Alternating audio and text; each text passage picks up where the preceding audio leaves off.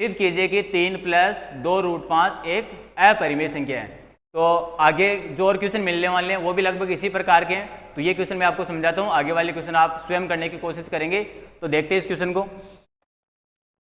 देखिए, जो अपरिमेय वाले क्वेश्चन होते हैं उनको हमें क्या मान के चलना है, परिमेय मान के चलना है, और फिर वही विरोधाभास हो जाएगा और आगे पूर्व वाले प्रश्न को जैसे इसको सॉल्व कर लेते हैं।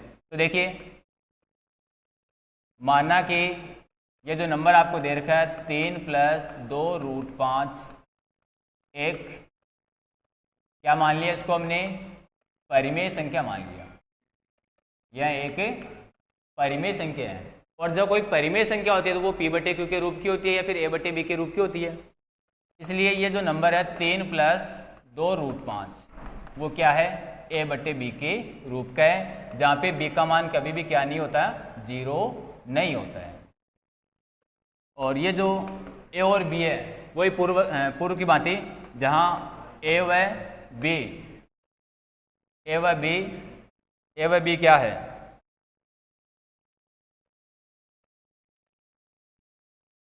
अभाज्य पूर्णांक है, सह अभाज्य पूर्णांक है, सह अभाज्य पूर्णांक है। और इसको का हमने समीकरण 1 जो शुरू में रिजल्ट है आपके पास a/b वाले को का वर्क करते हैं।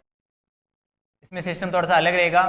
ये परिमेय और अपरिमेय संख्याओं का योग आपको दे रखा है, तो इसमें क्या करना होता है, जो रूट वाला नंबर होता है उसको फ्री करना होता है, बाकी सभी का आपको पक्षांतरण कर देना है। तो यहाँ से आप देखेंगे ये रूट 5 को मैं फ्री करने के लिए जो प्लस का 3 है सबसे पहले इसको भेजता हूँ उधर। तो यहाँ क्या आ गया, 2 रूट 5 बराबर a/b चल रहा था, प्लस का जो 3 है पक्षांतर होने के बाद में किस में हो गया, माइनस में हो गया।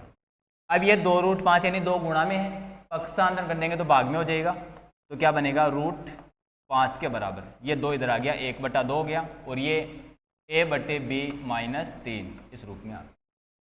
इसको थोड़ा आप लघुत्तम लेकर सोल्व कर लें तो क्या बन जाएगा, ये जो बाहर 1/2 वो ऐसा कैसा, लघुत्तम आ गया आपका b, तो ये a माइनस b का 3 से गुणा हो जाएगा इधर, तो 3b, ये फॉर्म होगी। b को अंदर गुणा कर लेते हैं आप, तो रूट 5 के बराबर क्या हो गया, a माइनस 3b बटे 2b, 2 का b से गुणा हो जाएगा 2b।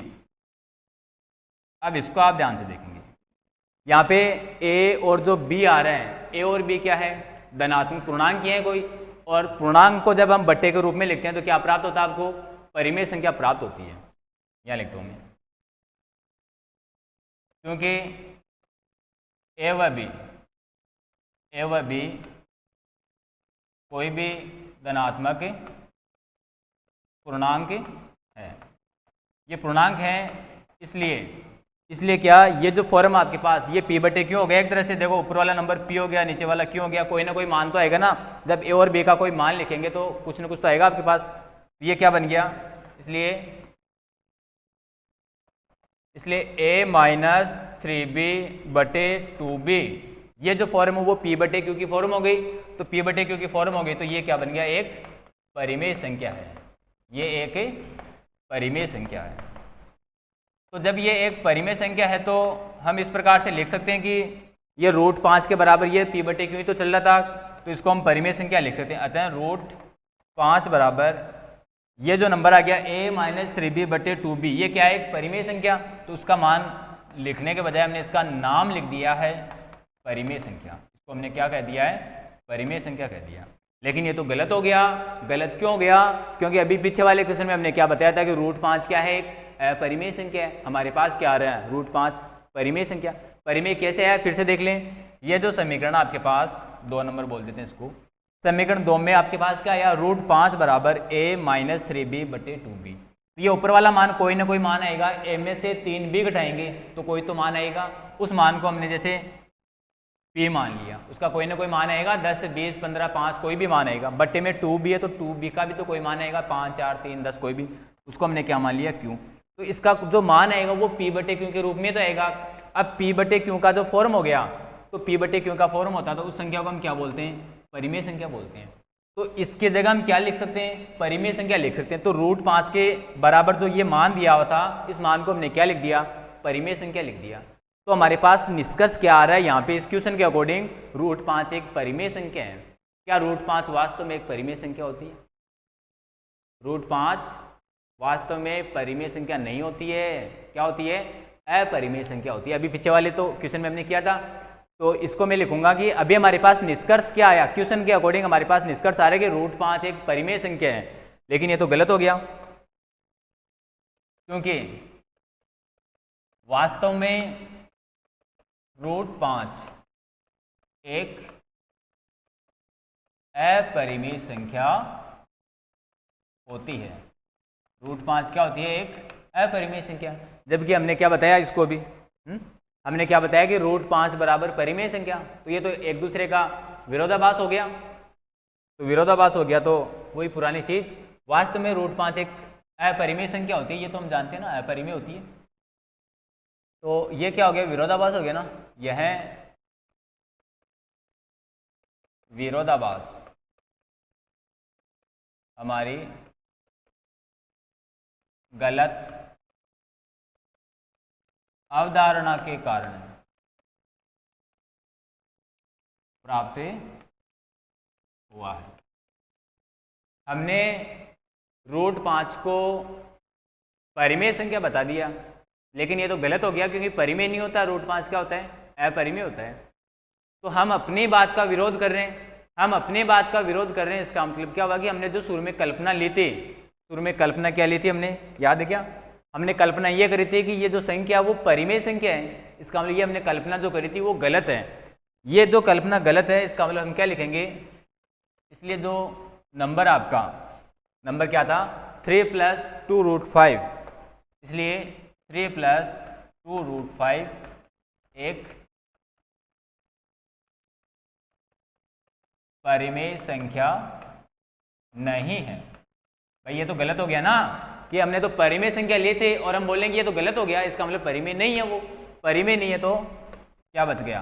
अपरिमेय। अर्थात 3 + 2√5 एक अपरिमेय संख्या है। ये आपको सिद्ध करना था, हमने सिद्ध कर दिया। एक बार फिर से देख लें पीछे वाले क्वेश्चन के, थोड़ा सा इसमें अलग है फॉर्मेट। 3 + 2√5 एक अपरिमेय संख्या, ऐसा आपको सिद्ध करना था। अपरिमेय सिद्ध करने के लिए इसको हमने क्या मान लिया? इसको हमने मान लिया परिमेय। इसको क्या मान लिया? परिमेय संख्या मान लिया। जब परिमेय संख्या मान लिया तो परिमेय संख्या क्या होती है? p/q के रूप की होती है। तो ये p/q उसको सोल्व किया तो a/b हमने इसको लिख दिया, a/b के रूप की हो गई। और b भाज्य पूर्णांक है और उसको हमने सरल किया। सरल इस प्रकार से करेंगे कि यहाँ से रूट का नंबर एक साइड में रखना है, बाकी सभी का पक्षांतरण करना है। केवल रूट वाला नंबर एक साइड में रखना है, बाकी सभी को पक्षांतरित करते जाएंगे। तो यहाँ से √5 के बराबर क्या प्राप्त हुआ आपको? √5 के बराबर ये प्राप्त हुआ a - 3b/2b। तो ये p/q का रूप हो गया। ये जो नंबर है वो p/q यानी बट्टे वाली कोई संख्या हो गई, और ये बट्टे वाली संख्या हो गई, तो बट्टे वाली संख्या को हम क्या बोलते हैं? परिमेय संख्या। तो इसका हमने नाम दे दिया परिमेय संख्या। तो √5 बराबर क्या आ गया आपके पास? परिमेय संख्या आ गई। √5 के बराबर क्या आ गया? परिमेय संख्या आ गई। जबकि वास्तव में हम क्या जानते हैं? √5 तो अपरिमेय संख्या होती है। √5 तो क्या होता है? अपरिमेय होता है। तो अपरिमेय होता है, तो अभी हमने सिद्ध क्या किया था? हमने तो इस क्वेश्चन में हमारे पास रिजल्ट आ रहा था कि √5 परिमेय संख्या है, जबकि वास्तव में हम क्या जानते हैं? √5 एक अपरिमेय संख्या होती है। तो हम अपनी बात का, अपने ही कथनों का विरोध कर रहे हैं। तो ये विरोधाभास क्यों हो गया? जो हमने शुरू में अवधारणा ली थी, जो कल्पना हमने करी थी, वो गलत हो गई थी। इसका मतलब वो जो अवधारणा वो गलत है। हमने अवधारणा ली थी कि जो संख्या थी वो परिमेय संख्या है, परिमेय संख्या है, वो ऐसा हमने माना था। तो ये चीज गलत हो गई, यानी परिमेय संख्या नहीं है। तो परिमेय संख्या नहीं है तो क्या बच गई? वो अपरिमेय संख्या है। इस प्रकार से क्वेश्चन होता है अपना सिद्ध। तो कर लीजिए आप इसको।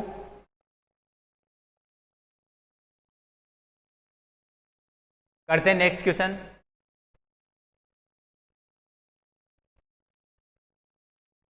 तीसरा क्वेश्चन।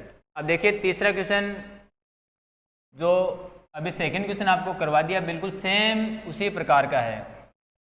एक जैसा तरीका रहेगा, कुछ भी परिवर्तन इसमें नहीं होने वाला है, कुछ भी परिवर्तन नहीं होने वाला है। तो आप स्वयं कर सकते हैं। थोड़ा थोड़ा मैं हिंट आपको दे देता हूँ। कंप्लीट क्वेश्चन में यहाँ नहीं बताऊँगा आपको, क्योंकि सेम क्वेश्चन चलने वाले हैं। यहाँ पे देखिए 1/√2, 1/√2 को हमें क्या करना है, परिमेय संख्या सिद्ध करनी है। हम इसको क्या मानेंगे, सॉरी अपरिमेय संख्या सिद्ध करनी है, तो हम इसको क्या मानेंगे, परिमेय संख्या मानेंगे। जब इसको परिमेय संख्या मानेंगे तो ये क्या हो जाएगा, 1/√2 बराबर a/b। इसको हम पलट दें तो क्या हो गया, √2/1 बराबर क्या, b/a, यानी कि √2 बराबर ये b/a कहो चाहे p/q कहो, ये क्या है, ये नंबर क्या है, ये परिमेय संख्या है। ये जो b/a है वो क्या है, ये परिमेय संख्या है। तो √2 क्या आ गया, परिमेय संख्या। लेकिन वास्तव में हम क्या जानते हैं, अरे वास्तव में √2 क्या होता है, अरे √2, √3, √5 ये सभी क्या होते हैं, जिनका पूर्ण वर्गमूल नहीं होता है। रूट वाले जो नंबर होते हैं जिनका पूर्ण वर्गमूल नहीं होता वो सभी अपरिमेय होते हैं। क्या होते हैं, अपरिमेय होते हैं। तो √2 हमारे पास क्या आ रहे हैं, परिमेय आ रहे हैं, लेकिन वास्तव में तो क्या होता है, वास्तव में अपरिमेय होता है। तो यहाँ से क्या हो गया, अपने ही कथन का विरोधाभास हो गया। और विरोधाभास के बाद में सेम लैंग्वेज आपको लिखनी है कि विरोधाभास हमारी गलत अवधारणा के कारण हुआ है। इसका मतलब जो नंबर है वो परिमेय नहीं है, परिमेय नहीं है तो फिर क्या, वो अपरिमेय है। इसका संकेत मैंने बता दिया है, आपको स्वयं को करना है। इसका सेकंड और मैं बता देता हूँ थोड़ा सा। सेकंड वाला भी बिल्कुल सेम है, अब कोई स्पेशल क्वेश्चन इसमें बचा नहीं है। अगर पीछे वाले क्वेश्चन आपने समझ लिए हैं तो सेकंड वाला क्या बोल रहा है, सेकंड वाले में भी हमें यही करना है कि जो 7√5 है उसको मान लिया हमने,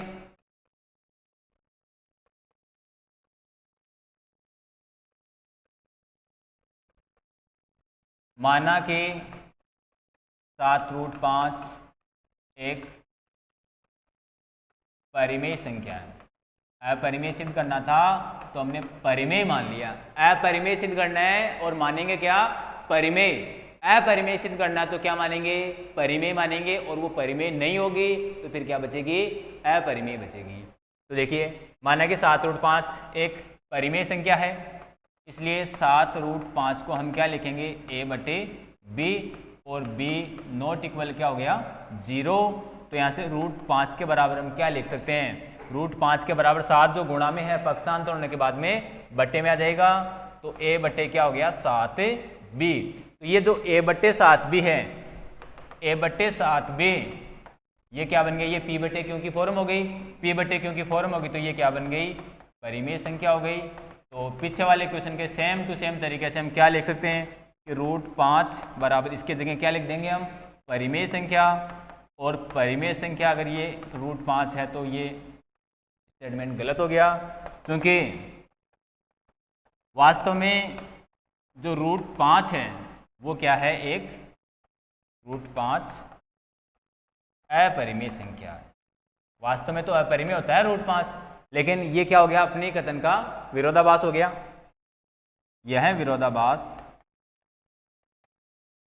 यह विरोधाभास हमारी गलत अवधारणा के कारण प्राप्त हुआ है।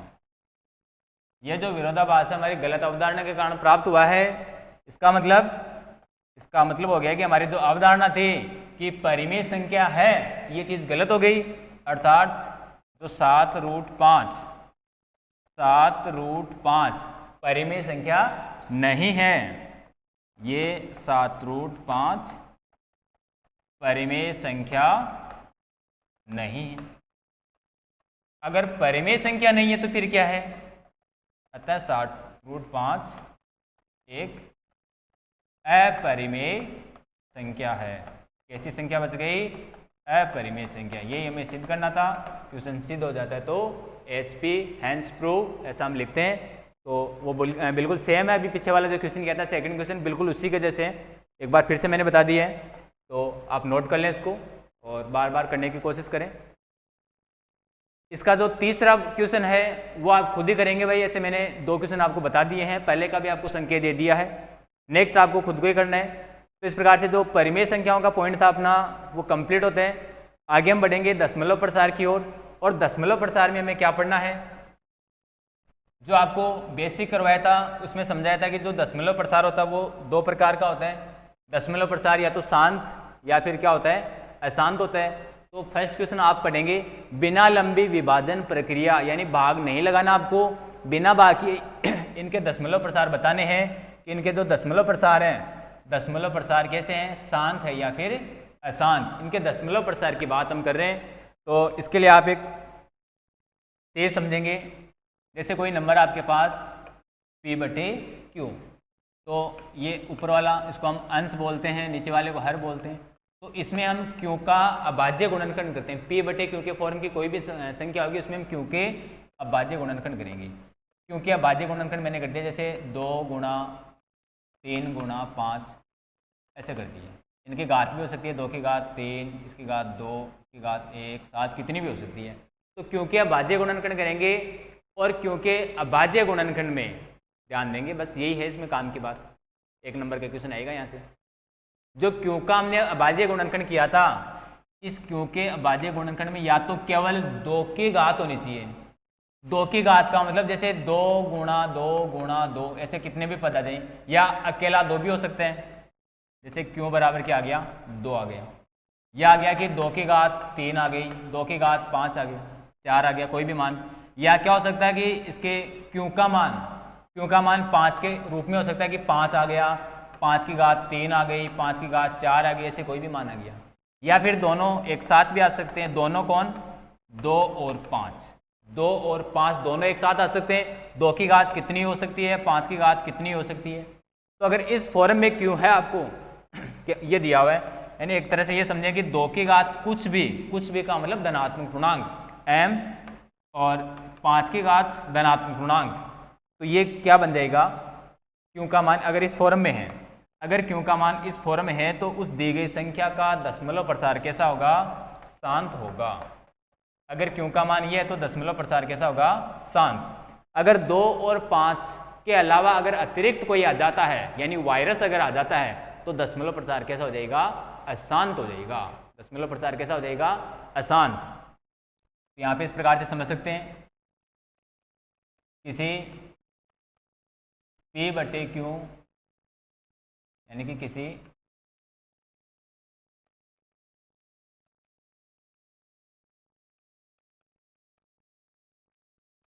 p/q के रूप वाली संख्या में क्यों का मान 2 की घात m गुणा 5 की घात n के रूप का होने पर उसका दशमलव प्रसार शांत होता है। इसके अलावा अगर कुछ आ गया, 2 और 5 के अलावा अगर कोई आ गया, हाँ इनमें से कोई सा नहीं है तो काम चल जाएगा। अकेला 2 आ गया तो भी सही है, अकेला 5 आ गया तो भी सही है, दोनों एक साथ आ गए तो भी सही है, लेकिन इन दोनों के साथ में कोई अन्य एलिमेंट नहीं आना चाहिए। अगर कोई अन्य एलिमेंट आ जाता है तो वो दशमलव प्रसार कैसा हो जाएगा, फिर वहाँ पे अशांत हो जाएगा। ठीक है, तो इस चीज़ को आप नोट करेंगे। p/q का जो कोई भी नंबर है उसमें q का मान 2 की घात m गुणा 5 की घात n के रूप का होना चाहिए, तब तो ये क्या हो जाएगा, शांत दशमलव प्रसार हो जाएगा। अदरवाइज क्या होगा, अशांत। अदरवाइज का मतलब क्या है, जैसे 2 आ गया और इसके साथ में 7 आ गया, तो 2 तो आ रहा है, वो बात तो सही है। 2 के साथ में कौन आ सकता था, 5 आ सकता था, अगर शांत दशमलव प्रसार होता तो। अब यहाँ पे 7 आ गया तो ये क्या बनेगा, अशांत बनेगा। केवल आ गया 2 ही आ गया, 2 की घात कितनी आ गई, जैसे 5 आ गई, 2 की घात 3 आ गई, तो इसमें 5 नहीं है तो कोई बात नहीं, लेकिन 2 तो है। इसके 2 और 5 के अलावा कोई तीसरा नहीं होना चाहिए। तो अगर ऐसी स्थिति है तो क्या बनेगा, वो शांत दशमलव प्रसार। 5 की घात आ गई जैसे 4, तो भी क्या बनेगा, शांत दशमलव प्रसार। यहाँ 2 भी आ गया, 5 की घात भी आ गई, और कोई अन्य एलिमेंट आ गया, जैसे 7 आ गया, मान लो 7 की घात 2 आ गई, तो इस स्थिति में देखो आप कहेंगे सर 2 आ रहा है 5 आ रहा है, हाँ 2 और 5 तो आ रहा है, सही बात है, लेकिन इसके अलावा कोई तीसरा एलिमेंट नहीं आना चाहिए था, और तीसरा एलिमेंट आ गया तो ये दशमलव प्रसार कैसा बनेगा, अशांत बनेगा। करते हैं हम क्वेश्चन, इसको आप नोट कर लेंगे।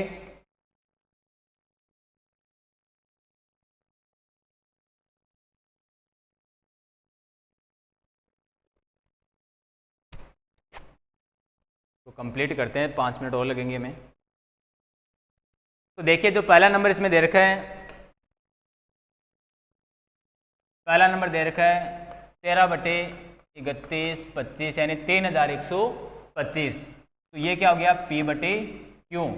और यहाँ Q को हम थोड़ा विभाजित करके क्या करते हैं, 3125 के अभाज्य गुणनखंड कर दिए हमने, 5 का भाग लगाया, 5 31, 1 बच गया, 5 दूनी 10 और फिर 55 25, फिर 5 का भाग 125, फिर 5 का भाग 25, फिर 5 का भाग 5 बार, फिर 5 का भाग 1 बार।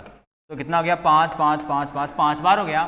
तो क्यों को हम क्या लिख सकते हैं 5 की घात 5। तो क्यों को इस रूप में लिख दिया तो ये क्या बन गया, क्योंकि यहाँ क्यों का मान 2 की घात m गुणा 5 की घात n के रूप का है, इसलिए जो 13/3125 है इसका दशमलव प्रसार, इसका दशमलव प्रसार कैसा है, शांत है। देखिए आप एक बार फिर से समझेंगे, इसमें जो क्यों का मान आया वो केवल 5 की घात ही है। तो आप कहेंगे सर 2 तो आया ही नहीं, 2 नहीं आया तो हम क्या समझते हैं 2 की घात 0 है, नहीं है तो 2 की घात कितनी है 0, 0 घात का मान 1 होता है। तो ये क्या हो गया 2 की घात m गुणा 5 की घात n इस रूप का हो गया, और इस रूप का हो गया तो दशमलव प्रसार कैसा हो जाता है, शांत हो जाता है। इसका दूसरा आप करने की कोशिश करेंगे, तीसरा करेंगे, चौथा बता रहा हूँ इसमें। चौथे पॉइंट में दे रखा जैसे 15/1600, इसको सरल करने से पहले आप इसको कैंसिल करेंगे। पहले तो 15/1600 5 के पार्ट से कैंसिल हो रहा है, 5 3 15, फिर 5 3 15 हो गया, 1 बच गया, 5 दूनी 10, तो 3/320 हो गया। अब ये अपना P/Q की फॉर्म हो गई, और इस Q को हम फैक्टराइज करेंगे।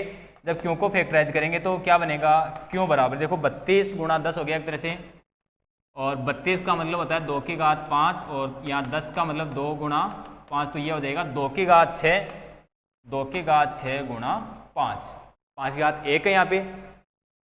320 के अभाज्य गुणनखंड के लिए पीछे वाले के जैसे ही पूरा फैक्टर करके, तो ये भी क्या हो गया, थोड़ा शॉर्ट में लिखता हूँ, ये भी क्या है, ये 2 की घात m गुणा 5 की घात n के रूप का है, और इस रूप का है तो दशमलव प्रसार फिर क्या हो गया, इसका शांत हो गया। दशमलव प्रसार कैसा हो गया, शांत।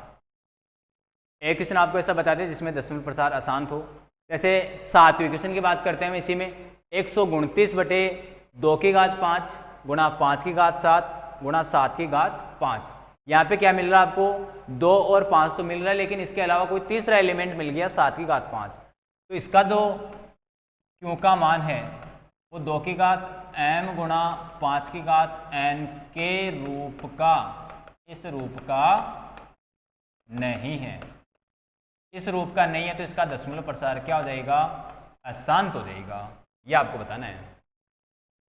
इसके अलावा 6/15 को आप सरल कर सकते हैं, पहले इसको कैंसिल करेंगे, जैसे 3 के पार से काट दिया, 3 दूनी 6, 3 पंजे 15, तो बट्टे में केवल 5 बचा है, तो ये शांत हो जाएगा। 35/50 की बात हो रही है, 5 से काट दिया, 5 अंते 35 और 5 से 10 बार, तो 10 का मतलब हो गया 2 पंजे 10, तो 2 और 5 आएगा, 2 और 5 आएगा, यानी 2 की घात m गुणा 5 की घात n के रूप का, तो दशमलव प्रसार शांत हो जाएगा। और 10वां आप स्वयं करने वाले, इसमें मैं करता हूँ आगे वाला क्वेश्चन।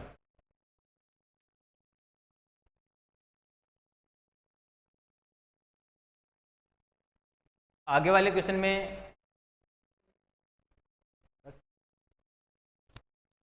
5 मिनट में कंप्लीट हो जाएगा।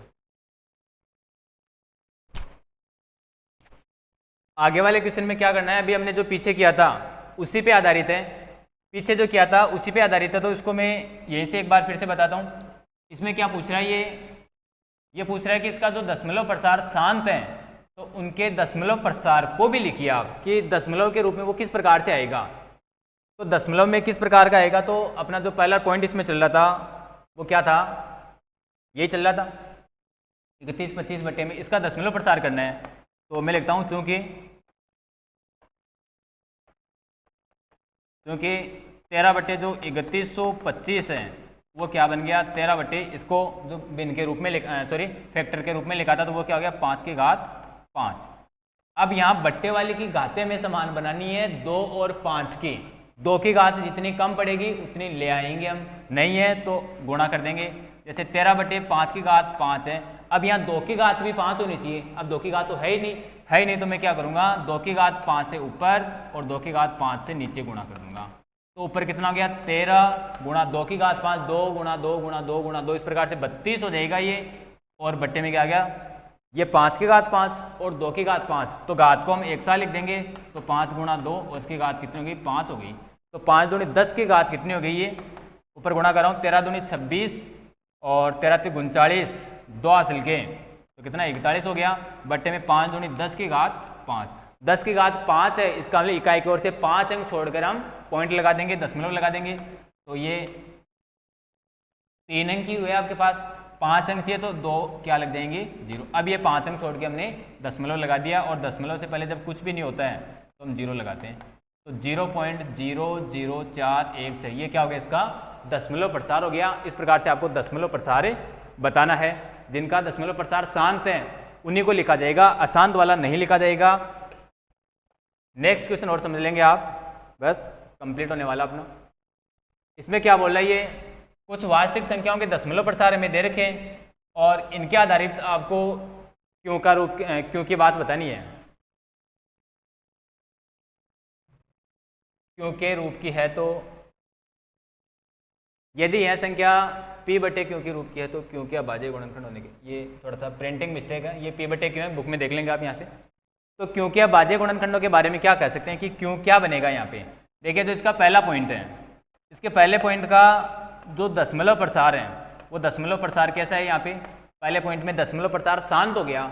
दशमलव प्रसार अगर शांत हो गया तो इसका जो क्यों है, क्यों क्या होगा, वो 2 की घात m गुणा 5 की घात n के रूप का होगा, यानी इस रूप का होता है तभी तो दशमलव प्रसार शांत होता है। दूसरे में क्या, देखो ये डॉट डॉट डॉट हो गया और नंबर यहाँ पे रिपीट नहीं हो रहे हैं, नंबर रिपीट नहीं हो रहे हैं। यहाँ देखो एक बार 0 2 बार 0 तो अलग अलग डिजिट्स हो गई है, तो नंबर रिपीट नहीं हो रहे और अशांत हैं, और अशांत और नॉन रिपीटिंग होते हैं, तो ऐसी स्थिति में वो क्या होता है अशांत होता है। अशांत दशमलव प्रसार कैसा होता है अशांत, और दशमलव प्रसार अशांत है, इसका मतलब जो क्यों का मान है वो 2 की घात m गुणा 5 की घात n के रूप का नहीं है, ठीक है। और नेक्स्ट जो थर्ड दे रखा है इसमें क्या हो गया, देखो 43.1 2 3 4 7 8 9 तक चल रहा है और इसके ऊपर बार है, बार है तो ये बार बार लिखा जाएगा। अब बार बार तो लिखा जाएगा लेकिन ये शांत होगा अशांत, देखो बार बार लिखा जा रहा है तो अशांत है, और अशांत तो है लेकिन जो नंबर है वो रिपीट हो रहे हैं, तो ये क्या बन जाएगा अपरिमेय संख्या बन जाएगी।